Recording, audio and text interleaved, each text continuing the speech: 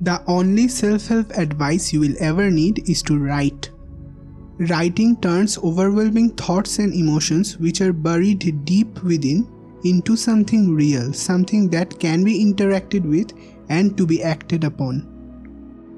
If you feel like you are stuck in life, you are scared of the future, write about it. If you are overthinking and insecure about the past, write. Because writing gives clarity. It makes the cloudiness of abstract thoughts blow away and reveals the truth behind it. There's a quote from Ernest Hemingway that I really like. There is nothing to writing. All you do is sit down at a typewriter and bleed. Writing is the most powerful tool you have to achieve any form of self-awareness and to reflect on your actions. Journaling is an underrated practice that more people have to introduce in their lives. In context of journaling, French philosopher Foucault said, "A weapon for spiritual combat." Journaling can be the act to practice our principles, build a sense of morality, and help the mind out of agitation. The benefits of journaling are backed by science. Participants who journaled at the end of the day had a 25% increase in performance when compared with a control group who did not journal. Journaling helps to improve well-being after traumatic and stressful events. Bringing your problems to a journal eases the pain. As Anne Frank wrote in the first entry in her famous diary, "I hope you will be a great source of comfort and support." She was forced into hiding with her family in a cramped attic in Amsterdam. It's where they would spend the next 2 years. According to Anne Frank's father, Anne didn't write in her journal every day. She wrote when she was upset or dealing with a problem. She wrote in that journal as a form of therapy. One of her best and most insightful lines must have come on a particularly difficult day.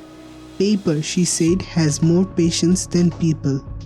Keeping a journal is a common recommendation from psychologists as well, because it helps patients to stop obsessing and allows them to make sense of the many inputs, emotional, external, psychological, that would otherwise overwhelm them.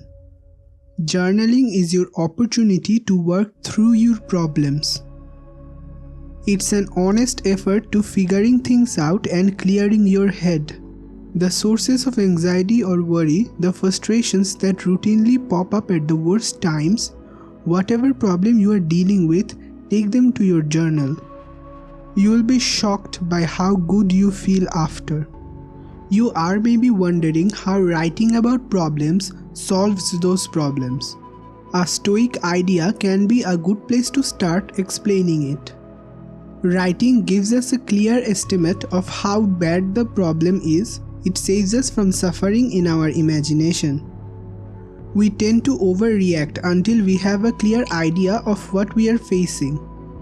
Writing gives the problem a physical identity that our brain can register and separate itself from the problem.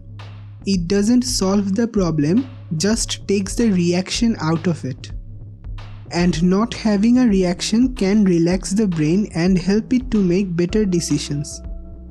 Writing also breaks any big projects into comprehensible chunks which are much more approachable.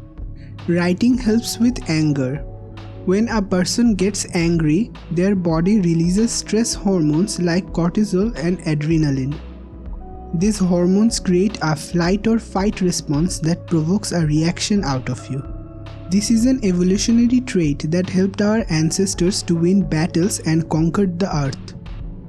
But now when we get angry, this trait becomes a harmful byproduct. While writing, you can channel this anger on paper without being destructive to others.